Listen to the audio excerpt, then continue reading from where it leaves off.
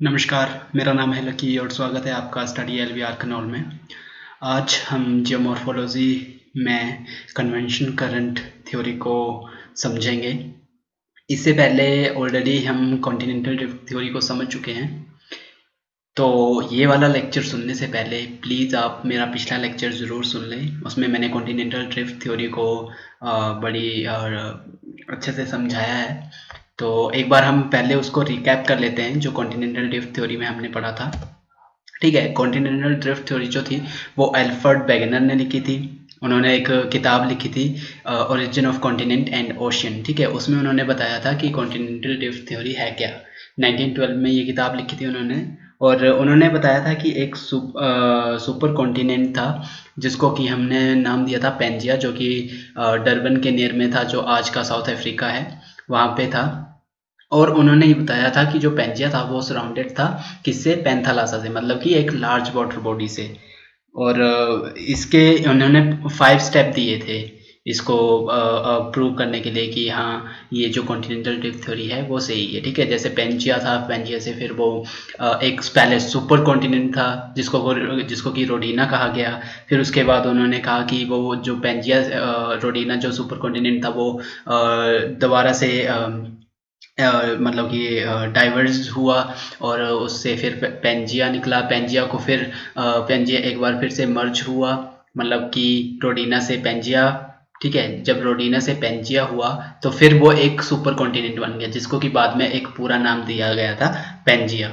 ठीक है, और उन्होंने बताया था कि सियाल जो है वो फ्लोट कर रही है सीमा के ऊपर, लेकिन उनकी इस थ्योरी में लूप होल निकला ये, क्योंकि हमने ये इंटीरियर ऑफ अर्थ में हमने समझा था कि जो हमारी जो अर्थ है वो फ्लोट कर रही है कहाँ पे, जैसे कि एस्ट्रोस्फीयर जो है वो लिथोस्फीयर के ऊपर, जो लिथोस्फीयर है वो एस्ट्रोस्फीयर के ऊपर फ्लोट कर रही है, ना कि सियाल जो है वो फ्लोट कर रहा है सीमा के ऊपर। ठीक है, सियाल का मतलब मैंने आपको बताया था कि सिलिका प्लस एल्यूमिनियम जो कि लाइटर होता है थोड़ा, और सिलिका प्लस मैग्नीशियम थोड़ा डेंसर होता है। ठीक है, थोड़ा हैवियर होता है। ठीक है, और इन्होंने नॉर्दर्न जो हमारा जो पार्ट था, जो पेंजिया था, जब ये डाइवर्ज हुआ फिर से तो उन्होंने नॉर्दर्न पार्ट को लोरेशिया का नाम दिया था और सदर्न पार्ट को गोंडवाना लैंड का था, जहाँ से हमारा जो इंडिया है वो निकला है। और उसके बाद जब ये पेंजिया डिवाइड हुआ तो उसके बीच में एक वाटर बॉडी निकली थी जिसको कि टेथिस सी का नाम दिया था। और 5 स्टेप्स जो दिए थे उनके अकॉर्डिंग इन्होंने अपने इस थ्योरी को प्रूव किया था। ठीक है, तो आज हम पढ़ेंगे कन्वेंशन करंट थ्योरी के बारे में। ठीक है, convention current and sea floor spreading theory आज हम इसी लेक्चर में डिस्कस करेंगे। वैसे तो ये अलग अलग थ्योरी हैं दोनों, लेकिन हम इसी लेक्चर में इसको डिस्कस करेंगे क्योंकि जो सी फ्लोर स्प्रेडिंग थ्योरी है वो कन्वेंशन करंट की जो थ्योरी है उसी के ऊपर बेस्ड है, बस उसमें थोड़ी सी इन्होंने इसमें इम्प्रूवमेंट की है सी फ्लोर स्प्रेडिंग थ्योरी में, जो हैरी हैस ने लिखी है। ठीक है, जो कन्वेंशन करंट थ्योरी है ये बताई है इन्होंने आर्थर होम ने।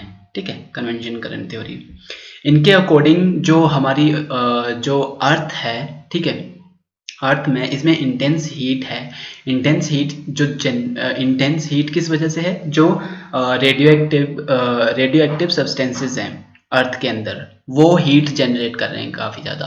अब रेडियो एक्टिव सब्सटेंसेस क्या होते हैं, जो कि हमारी अर्थ के अंदर कुछ एटॉमिक्स पार्ट होते हैं, ठीक है, जो कि रेडियो एक्टिव सब्सटेंसेस बनते हैं और वो हीट जनरेट करते हैं। ठीक है, और ये हीट कहाँ पे जनरेट करते हैं, मेंटल, इन द मेंटल।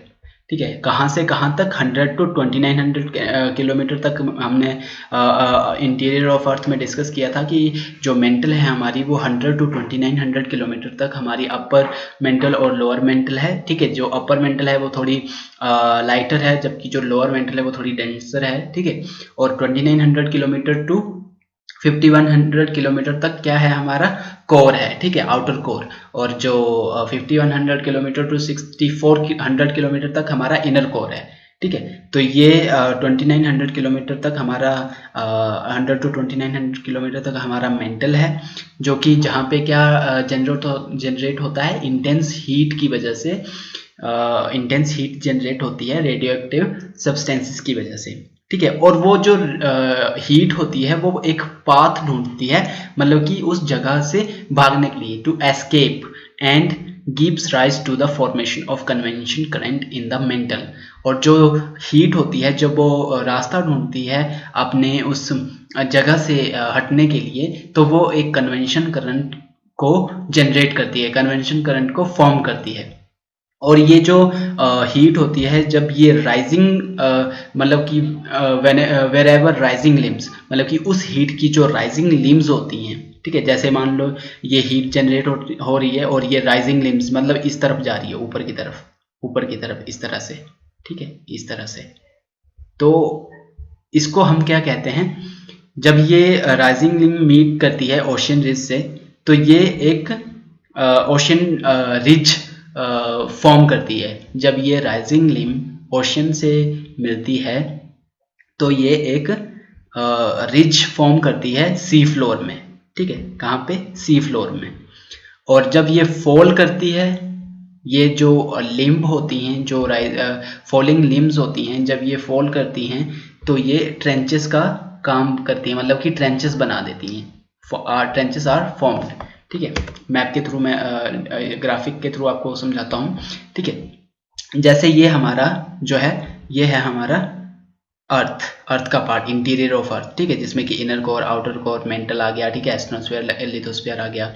ये हमारा लिथोस्फीयर है ऊपर, सबसे ऊपर, ठीक है, ये लिथोस्फीयर आ गया, ये एस्ट्रोस्फीयर है, और ये ट्रेंचेस हैं यहाँ पे, और ये रिज है, ठीक है। अब कन्वेंशन करंट का क्या कहना है? कन्वेंशन करंट जो आर्थर होम ने थ्योरी दी है, उनका कहना है कि जो हमारा मेंटल है 100 to 2900 किलोमीटर तक, ठीक है, वहां पे इस तरह से कन्वेंशन करंट जनरेट होता है।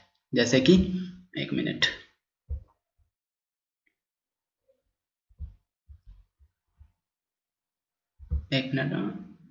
हाँ, कन्वेंशन करंट जनरेट होता है कैसे? ये देखो, जैसे ये जो है ये इस तरह से जा रहा है, तो ये कन्वेंशन सेल बन रहा है एक तरह से, ठीक है। इस तरह से ये जो राइजिंग लिम है इस तरह से ऊपर जा रही हैं, तो ये अपने जो हीट है उसको एस्केप करने के लिए क्या करेंगे, ये इस तरफ से जाएंगे, इस तरफ से। जैसे ये इस तरफ से डायरेक्शन दे रहे हैं, तो डायरेक्शन दे रहे हैं तो क्या कर रहे हैं, ये जो हमारी जो क्रस्ट है, ठीक है, जो हमारी अर्थ की जो क्रस्ट है उसको ये इस तरफ पुश कर रहे हैं, लेफ्ट हैंड साइड। और जो इस तरफ को जो हमारे कन्वेंशन करंट जा रहे हैं, ठीक है, तो ये राइट हैंड साइड के क्रस्ट को मूव कर रहे हैं। और ये जब सीधा इस पाथ के ऊपर जा रही है, ये कन्वेंशन करंट जो सीधा इस पाथ के ऊपर जा रहा है, तो ये एक रिज फॉर्म कर रहा है। और ये रिज क्या कर रहा है, दो प्लेट्स को डाइवर्स कर रहा है, ठीक है। डाइवर्जेंट प्लेट्स के बारे में हम प्लेट टेक्टोनिक में समझेंगे। तो प्लेट टेक्टोनिक को, क्योंकि जो ये तीनों थ्योरी हैं एक के बाद मतलब कि इनका जो ऑर्डर है वो इसी तरह से है, पहले कॉन्टिनेंटल ड्रिफ्ट थ्योरी है, फिर कन्वेंशन करंट, फिर उसके बाद convention current, sea floor, and उसके बाद क्या है हमारी प्लेट टेक्टोनिक थ्योरी। तो ये प्लेट टेक्टोनिक थ्योरी में हम डाइवर्जेंट प्लेट बाउंड्री के बारे में समझेंगे, कन्वर्जेंट, डाइवर्जेंट क्या होते हैं, ट्रांसफॉर्म्स क्या होती हैं, वो उसके बाद हम समझेंगे। तो अभी के लिए जैसे ये जो मेंटल से ये राइजिंग लिम्स ऊपर जा रही हैं, ऊपर की तरफ जा रही हैं, तो ये एक रिज बना रही हैं, रिज, ठीक है, बीच में। और जो रिज बन रही है उसकी वजह से क्या हो रहा है कि जो हमारा जो पार्ट है, बेशक वो ओशियनिक क्रस्ट का हो या फिर कॉन्टिनेंटल क्रस्ट का हो, वो एक दूसरे के अपोजिट डायरेक्शन में जा रहे हैं, मतलब कि एक दूसरे से दूर जा रहे हैं, ठीक है। इस वजह से, किस वजह से, कन्वेंशन करंट की वजह से। क्योंकि कन्वेंशन करंट जो है वो एस्केप करने के लिए मतलब कि उसको जगह चाहिए, वो जगह ढूंढ रहा है, ठीक है। जब वो उसको जगह नहीं मिल रही है तो वो इस तरह से साइकिल बना रहा है। तो जब ये साइकिल बना रहा है तो ये पुश कर रहा है, जो लेफ्ट हैंड साइड की जो क्रस्ट है उसको पुश कर रहा है, और जो राइट हैंड साइड में जो साइकिल बन रहा है वो राइट हैंड साइड वाली क्रस्ट को पुश कर रहा है, ठीक है। और मैंने आपको इंटीरियर ऑफ अर्थ में भी बताया था कि जो हमारी जो ओशियनिक क्रस्ट होती है वो काफ़ी डेंसर होती है इसके कंपेयर में, कॉन्टिनेंटल क्रस्ट के कंपेयर में ओशियनिक क्रस्ट काफ़ी डेंसर होती है।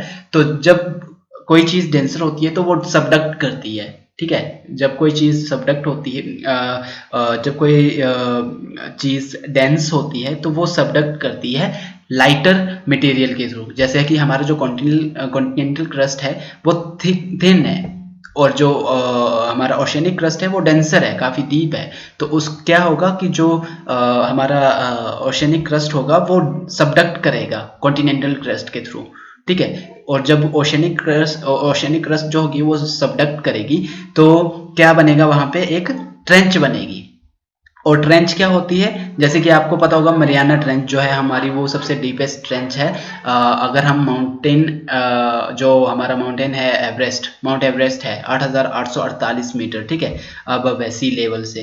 तो इसकी जो सबसे डीप जो हमारी ट्रेंच है वो है मरियाना ट्रेंच 11,035 मीटर, ठीक है, बिलो सी लेवल से बिलो, ठीक है। तो ये सबसे डीप ट्रेंच है हमारी। इस तरह से ट्रेंच बनती है क्योंकि जो ओशियनिक क्रस्ट है वो सबडक्ट हो रही है, इस तरह से सबडक्ट हो रही है। और जो कॉन्टिनेंटल क्रस्ट है वो इस तरह से ऊपर आ रहा है, ठीक है, इस तरह से ऊपर आ रहा है। तो ये क्या बन रहा है फिर हमारा, इस तरह से ये सबडक्ट होके ट्रेंच बन रही है। तो ये रहा हमारा ट्रेंच, ठीक है। और ये रही हमारी रिज जो कि राइजिंग लिम्ब की वजह से बनती है, ठीक है, राइजिंग लिम्ब की वजह से हमारी जो रिज बनेगी। और जो हमारा ओशियनिक क्रस्ट जो होगी वो सबडक्ट होगी कॉन्टिनेंटल क्रस्ट के नीचे, तो ट्रेंच बनेंगी, ठीक है। ट्रेंच ये वो वाली ट्रेंच नहीं है जो आर्मी वगैरह, जो आर्मी ऑफिसर होते हैं जब लड़ाई वॉर वगैरह होती है तो ट्रेंचेस बनाते हैं वहां पे छुपने के लिए, ठीक है, ये उसी टाइप की होती है। लेकिन मतलब कि ये सबडक्ट होके ओशियन क्रस्ट जो है वो सबडक्ट होके ट्रेंच बना रहा है, ठीक है। इसके आगे हम पढ़ेंगे सी फ्लोर स्प्रेडिंग थ्योरी, जो कि हैरी हेस ने लिखी है, ठीक है। हैरी हेस ने सी फ्लोर स्प्रेडिंग थ्योरी के बारे में क्या बताया है कि sea floor spreading is a process that occur at mid ocean ridge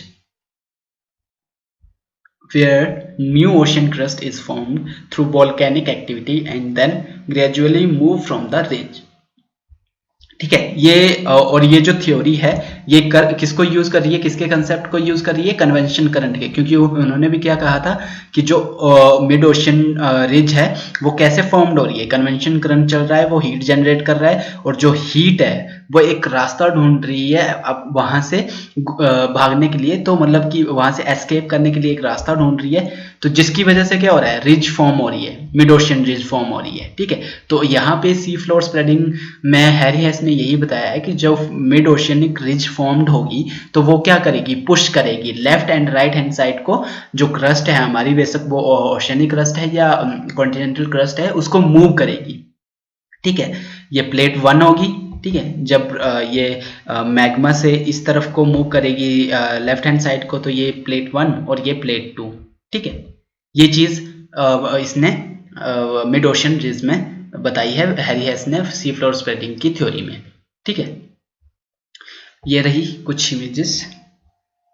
ये सबडक्शन जोन, मतलब कि जब कॉन्टिनेंटल क्रस्ट और ओशियनिक क्रस्ट मर्ज होते हैं, ठीक है, तो उसकी वजह से क्या होता है, हमारी ट्रेंचेस बनती हैं।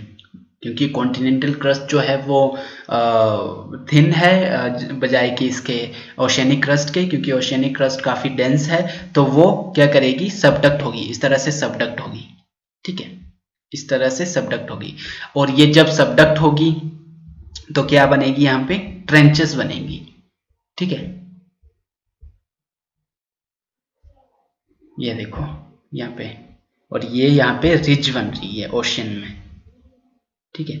और ये यहाँ से ये लेफ्ट हैंड साइड और ये राइट हैंड साइड को ये फैला रहा है। मतलब सी फ्लोर स्प्रेडिंग का मतलब क्या है कि जो हमारा सी है, जो हमारा ओशियन फ्लोर है, वो फैल रहा है, स्प्रेड हो रहा है, ठीक है। उसकी जो जैसे कि अगर एक छोटा सा पार्ट है, जब हम उसको खींचेंगे तो वो बड़ा होगा, ठीक है। जैसे कोई बलून अगर हम लेते हैं तो जब उसमें हम हवा भरते हैं तो वो बड़ा हो जाता है, वैसे छोटा सा होता है, लेकिन जब हम बलून में हवा भरते हैं तो वो बड़ा हो जाता है, ठीक है। तो उसी तरह से वो थ्योरी यहाँ पे बता रही है कि जो हमारा जो ओशियन है, इसमें जैसे ही ये कोई रिज फॉर्म हो रही है तो उसकी वजह से क्या हो रहा है, ये स्प्रेड हो रहा है, ओशियन क्रस्ट जो है वो स्प्रेड हो रही है, ठीक है, left and right hand side दोनों तरफ, ठीक है।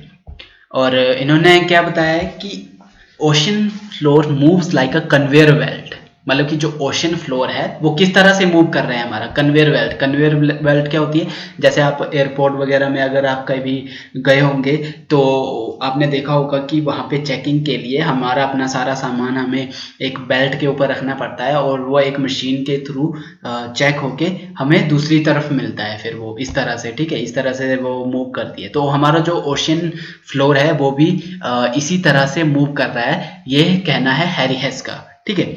और वो किसके ऊपर मूव कर रहा है, उसने क्या रखा है अपने ऊपर, कैरी क्या किया हुआ है, कॉन्टिनेंट जो है हमारे, जैसे एशिया, अफ्रीका, ये कॉन्टिनेंट्स कैरी किए हुए हैं और वो इस तरह से मूव कर रहा है, ठीक है, धीरे धीरे। तो और जो ओशन क्रस्ट है, ठीक है, वो ओशन क्रस्ट जो है वो उसके नीचे जो मैग्मा है, ठीक है, जो मटेरियल है वो जब इरप्ट हो रहा है ऊपर, एक मतलब कि वोल्केनिक इरप्शन हो रहा है, ठीक है, तो उसकी वजह से क्या है कि जब वो मैग्मा कूल हो रहा है तो उसकी वजह से हमारे इग्निश रॉक बन रहे हैं, इग्निश रॉक, ठीक है।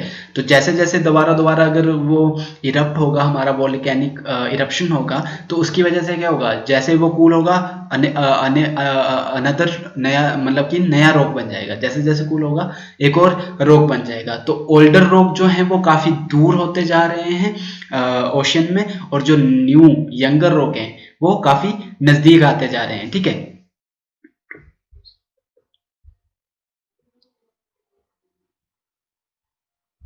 इसके बाद है, जैसे ये यहाँ पे बताया, mid oceanic ridge, the longest chain of mountain in the world, these are divergent plate. Divergent plate के बारे में मैंने आपको पहले ही बताया था कि जो हमारी जो प्लेट टेक्टोनिक की जो थ्योरी है उसमें हमने बता रखा है, ठीक है। तो डाइवर्जेंट प्लेट मतलब कि ये देखो यहाँ पे ये हमारी प्लेट्स हैं, जहाँ पे भी ये, ठीक है, ये हमारी प्लेट्स हैं। तो यहाँ पे ये देखो मिड अटलांटिक रिज, ये यहाँ पे ये एक रिज बनी हुई है, ठीक है।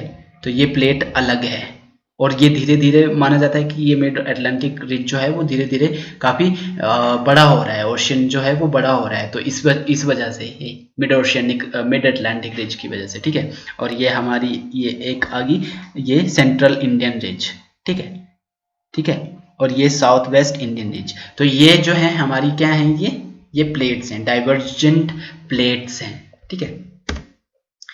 अब इसके हमारे पास क्या प्रूफ हैं, जो इन्होंने प्रूफ दिए हुए हैं, कन्वेंशन क्रेडेंसी फ्लोर स्प्रेडिंग के जो इन्होंने प्रूफ बताए हुए हैं।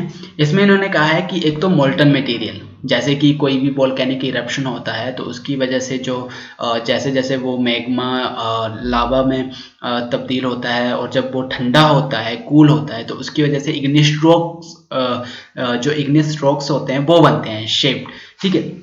और जब इग्निस रॉक बनेंगे तो अगेन जब वो इरप्ट होगा, वोल्केनिक इरप्शन होगा अगेन, तो उसी रॉक के ऊपर एक और रॉक बन जाएगा, एक और रॉक, ठीक है। तो उसकी शेप किस तरह से हो जाएगी, rock shaped like pillow, pillow की तरह एक शेप बन जाएगी उनकी। तो जो कि हमें बताता है कि यहाँ पे जो मैग्मा है, जो वोल्केनिक इरप्शन हुआ है वो काफी बार हुआ है, जिसकी वजह से जो ओल्डर रॉक है वो नीचे धंसता जा रहा है और जो न्यू रॉक है, यंगर रॉक है, वो ऊपर आता जा रहा है, ठीक है। जो कि हमें बता रहा है कि यहाँ पे ये चीज हमें बता रही है कि जो सी फ्लोर है वो इस वजह से स्प्रेड हो रहा है और मिड ओशियनिक रिज जो है वो बन रही है। यहाँ पे जैसे बताया हुआ है, show that molten material has erupted again and again from cracks along the mid ocean ridge and cooled quickly, ठीक है। और कूल्ड क्विकली उसकी वजह से क्या हो रहा है, हमारे जो रॉक्स हैं वो एक दूसरे के ऊपर आ रहे हैं, ठीक है, और पिल्लो की एक शेप बना रहे हैं। सेकेंड है हमारा मैग्नेटिक स्ट्रिप। मैग्नेटिक स्ट्रिप क्या होता है कि जैसे मान लो ये एक हमारा क्रस्ट आ गई, ठीक है। अब यहाँ से जैसे ही ये इस तरह से रिज बनी हुई है, ठीक है, और इस तरह से रिज बनी हुई है, यहाँ से ये रिज बनी हुई है, तो यहाँ से जैसे रिज बनेगी तो यहाँ पे जो हमारे रॉक आएंगे वोल्केनिक इरप्शन की वजह से, ठीक है, ये तो न्यू रॉक होंगे, लेकिन अगेन जब यहाँ से रिज बनेगी, अगेन रिज बनेगी और जो रॉक्स होंगे, जो ये पहले ए वाले रॉक बने हुए हैं, इसके बीच एक और रॉक आ जाएगा, तो ये जो बीच से ये जो रॉक पहले बना हुआ है ये दूर चला जाएगा, ये इस तरफ से लेफ्ट हैंड साइड चला जाएगा ए रॉक, और बी जो होगा वो इस तरह से आ जाएगा, ठीक है। तो ओल्डर रॉक जो होगा वो न्यू रॉक के ऑपोजिट, मतलब कि लेफ्ट हैंड साइड में आ जाएगा, ठीक है। और इस तरफ राइट हैंड साइड जो होगा, जो ओल्डर रॉक होगा वो बाद में आ जाएगा, और जो न्यू रॉक होगा, यंगर रॉक होगा, वो पहले आ जाएगा। ठीक है, मैप के थ्रू मैं आपको इसको समझाता हूँ। जैसे ये है, ठीक है, स्टार्टिंग में नॉर्मल जो चीज होगी हमारा वो इस तरह से होगी। कोई एक रिज है, मैग्मा की वजह से एक रिज फॉर्म्ड हुई। ठीक है, पुराना नॉर्मल हमारे पास जो रॉक है वो ही है। ठीक है, उसकी वजह से रिज फॉर्म हुई। अब जैसे जैसे मैग्मा इरप्ट हुआ तो ये है हमारा, ठीक है, ये जो था ये था पहले हमारा एक ए पोर्शन था। ठीक है, पूरा ही ए था।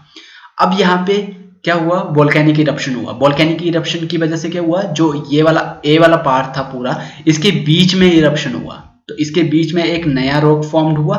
ठीक है, तो ओल्डर रॉक जो होगा दो पार्ट में डिवाइड हो जाएगा, एक ए वाले पार्ट में और एक बी वाले पार्ट में। लेकिन इनका जो मतलब कि जो इनका जो नेचर होगा वो दोनों का सेम होगा। इसीलिए हम पता कर पाते हैं कि जो ये ओल्डर रॉक है वो यंगर रॉक से बाद में है, मतलब यंगर रॉक के दूर है, मतलब कि ठीक है, क्योंकि दोनों का जो जेस्चर, दोनों का जो नेचर है पत्थर का, रॉक का दिखने में, और इनका जो सैंपल है वो दोनों का सेम है। जो इस तरफ मैग्मा के लेफ्ट हैंड साइड और मैग्मा के राइट हैंड साइड में जो रॉक्स मिले हैं, उनका जो नेचर है, उनका जो सैंपल हमें मिले हैं वो दोनों सेम है। तो उस वजह से ये पता कर पाते हैं कि ये जो रॉक है वो काफ़ी पुराना है, और ये जो रिज के बिल्कुल नज़दीक वाला रॉक है वो बिल्कुल नया है, यंगर रॉक है। ठीक है, ये इस तरह से अगेन रिज फॉर्म्ड होगी। ठीक है, और एक और नया रॉक बन जाएगा, और जो पुराना रॉक होगा वो दूर जाता जाएगा। ठीक है, ये ए फिर बी, ठीक है, फिर उसके बाद सी, इस तरह से रॉक बनेंगे। तो मतलब कि जो ए वाला रॉक है वो हमारा सबसे दूर है, तो मतलब कि ये कौन सा है रॉक है, ये ओल्डर रॉक है सबसे। ठीक है, इस तरह से रॉक्स बनेंगे। ये होगा हमारा मैग्नेटिक स्ट्रिप, ये हमें बताएगा। ठीक है, ये देखो, जैसे कि मैंने स्टार्टिंग में बताया था कि रॉक्स शेप्ड लाइक पिलो। ठीक है, तो ये जैसे ये रिज फॉर्म्ड हुई, यहाँ पे जैसे रिज फॉर्म्ड हो रही है कोई। ठीक है, और इस वजह से क्या हो रहा है, जब वोल्केनिक इरप्शन हुआ, वोल्केनिक इरप्शन की वजह से जो मैग्मा निकला लावा बन के, वो जब कूल हुआ तो इस तरह से एक पत्थर बन गया। ठीक है, रॉक, इग्नेस रॉक बन गया। और इग्नेस रॉक बनने से क्या हुआ, इसके बाद क्या हुआ कि अगेन जब इरप्शन होगा, वोल्केनिक इरप्शन होगा, तो इसी रॉक के ऊपर एक और रॉक बन जाएगा इस तरह से। और ये किस तरह से शेप बना रहे हैं, ये रॉक्स शेप लाइक पिलो। ठीक है, इस तरह से ये शेप बना रहे हैं। नेक्स्ट है हमारा ड्रिलिंग सैंपल। जब भी जो हमारे जो साइंटिस्ट होते हैं, जब भी वो इस तरह की क्रस्ट को जांचते हैं, रॉक्स को जांचते हैं, ठीक है, तो वो पता करते हैं किस वजह से, ड्रिलिंग सैंपल की वजह से। तो वो हमारी जो ओशियनिक क्रस्ट है उसके कोर को ड्रिल करते हैं और उससे सैंपल निकालते हैं, और पता करते हैं कि जो ओल्डर रॉक है वो कहाँ पे है, न्यू रॉक कहाँ पे है, यंगर रॉक कहाँ पे है। ठीक है, तो जो सेंटर ऑफ द रिज होती है वहाँ पे जाके जब ये ड्रिल करते हैं सेंटर ऑफ द रिज में जाके, और वहाँ से इनको जब वो सैंपल निकालते हैं तो उन्हें पता चलता है कि जो ओल्डर रॉक है वो काफ़ी दूर है रिज से। ओल्डर रॉक जो है वो काफ़ी दूर है रिज से, जबकि जो यंगर रॉक है वो हमारी जो रिज है वहीं पे है, उसी के पास में है। ठीक है, तो ये चीज़ हमें किससे पता चलती है, ड्रिलिंग सैंपल से, जब वो किसी रॉक का सैंपल लेते हैं तो। ठीक है, कि ये वाला जो रॉक है ये काफ़ी दूर था रिज से, और ये वाला जो सेकेंड वाला जो रॉक है ये काफ़ी नियर है रिज से, सैंपल के थ्रू। सेकंड फोर्थ आ जाता है हमारा सबडक्शन। सबडक्शन के बारे में ऑलरेडी मैंने आपको बताया था कि सबडक्शन कहाँ पे होता है, जहाँ पे ओशियनिक क्रस्ट जो होती है वो काफ़ी डेंस होती है बजाय कंपेयर टू कॉन्टिनेंटल क्रस्ट, और जब वो सबडक्ट करती है तो वो क्या हमें बताता है कि जो हमारा जो ओशियन फ्लोर है वो सिंक हो रहा है, धीरे धीरे नीचे जा रहा है। तो जब वो सिंक होगा तो मतलब क्या है कि जो हमारा सी फ्लोर है वो काफ़ी बढ़ रहा है, धीरे धीरे बढ़ रहा है, अपनी डेप्थ को, अपनी विड्थ को बढ़ा रहा है beneath a deep ocean trench. ठीक है, तो ये चीज़ सबडक्शन के थ्रू हमें पता चलती है कि ओशियन फ्लोर जो है वो हमारा स्प्रेड हो रहा है। ये कुछ एविडेंस जो अभी मैंने बताया कि 1968 में जो साइंटिस्ट थे उन्होंने इंफॉर्मेशन जो थी वो गैदर करना शुरू कर दिया था। उन्होंने बताया कि जो यंगेस्ट रॉक हैं वो मिड ओशन रिज में हमें फाउंड हुए हैं, जबकि जो ओल्डर रॉक हैं वो फाउंड हुए हैं कहाँ पे, farther from the ridge, sorry. ठीक है, ये देखो, ये राइजिंग मैग्मा, ये बनी रिज, ठीक है। ये ओशनिक क्रस्ट है और ये सबडक्ट हो रही है। लिथोस्फीयर जो है हमारा एस्ट्रोस्फीयर के ऊपर फ्लोट कर रहा है, तो यहाँ पे ये सबडक्ट होगी, ऐसे ऐसे सबडक्ट होगी, ठीक है। ये ओशनिक क्रस्ट सबडक्ट हुई और यहाँ पे क्या बन गया है, हमारी ट्रेंचेस बन गई, ठीक है। ट्रेंचेस बन गई यहाँ पे, ऐसे यहाँ पे ट्रेंचेस बन जाएंगी, ठीक है। इस तरफ से भी वही सेम होगा, ठीक है। तो ये चीज़ कुछ इन्होंने हमें बताया है इसमें। आई होप कि आपको ये लेक्चर समझ आया होगा, और अगर समझ आया है तो प्लीज़ चैनल को लाइक करें, इस लेक्चर को शेयर करें और अपने कमेंट्स हमारे यूट्यूब चैनल के कमेंट सेक्शन में अपने फीडबैक हमें ज़रूर दें, और चैनल को सब्सक्राइब ज़रूर करें ताकि आपको नेक्स्ट जो भी हमारी वीडियो पोस्ट होगी, इसके ऊपर अपलोड होगी, और उसके लिए आपको नोटिफिकेशन आ सके और आप उसको देख सको। इसके आगे वाला जो लेक्चर होगा जियोमॉर्फोलॉजी का हमारा, वो प्लेट टेक्टोनिक थ्योरी के ऊपर होगा। सो मिलते हैं नेक्स्ट लेक्चर में, तब तक के लिए thank you, God bless you all.